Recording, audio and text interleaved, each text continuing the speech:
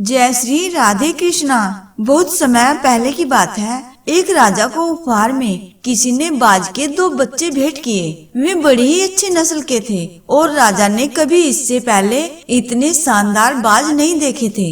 राजा ने उनकी देखभाल के लिए एक अनुभवी आदमी को नियुक्त कर दिया। जब कुछ महीने बीत गए तो राजा ने बाजों को देखने का मन बनाया और उस जगह पहुंच गए जहां उन्हें पाला जा रहा था। राजा ने देखा कि दोनों बाज काफी बड़े हो चुके थे और अब पहले से भी शानदार लग रहे थे। राजा ने बाजों की देखभाल कर रहे आदमी से कहा, मैं इनकी उड़ान देखना चाहता हूँ, तुम इन्हें उड़ने का इशारा करो। आदमी ने ऐसा ही किया। इशारा मिलते ही दोनों बाज उड़ान भरने लगे, पर जहाँ एक बाज आसमान की ऊंचाइयों को छू रहा था, वहीं दूसरा कुछ ऊपर जाकर वापस उसी डाल पर आकर बैठ गया जिससे वो उड़ा था। ये देख राजा को कुछ अजीब लगा। राजा ने सवाल किया, क्या बात है, जहाँ एक बाज इतनी अच्छी उड़ान भर रहा है वहीं ये दूसरा बाज उड़ना ही नहीं चाह रहा।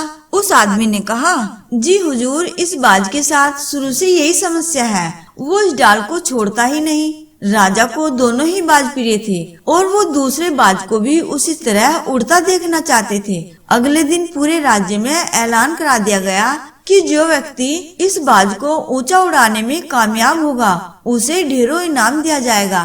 फिर क्या था, एक से एक विद्वान आए और बाज को उड़ाने का प्रयास करने लगे, पर हफ्तों बीत जाने के बाद भी बाज का वही हाल था। वो थोड़ा सा उड़ता और वापस डाल पर आकर बैठ जाता। फिर एक दिन कुछ अनोखा हुआ। राजा ने देखा कि उसके दोनों बाज आसमान में उड़ रहे हैं। उन्हें अपनी आंखों पर यकीन नहीं हुआ और उन्होंने तुरंत उस व्यक्ति का पता लगाने को कहा जिसने ये कारनामा कर दिखाया था। वह व्यक्ति एक किसान था। अगले दिन वह दरबार में हाजिर हुआ। उसे इनाम में स्वर्ण मुद्राएं भेंट करने के बाद राजा ने कहा, मैं तुमसे बहुत प्रसन्न हूँ, बस तुम इतना बताओ कि जो काम बड़े बड़े विद्वान नहीं कर पाए वो तुमने कैसे कर दिखाया। मालिक, मैं तो एक साधारण सा किसान हूँ, मैं ज्ञान की ज्यादा बातें नहीं जानता। मैंने तो बस वो डाल काट दी जिस पर बैठने का बाज आदी हो चुका था, और जो वो डाल ही नहीं रही तो वो भी अपने साथी के साथ ऊपर उड़ने लगा।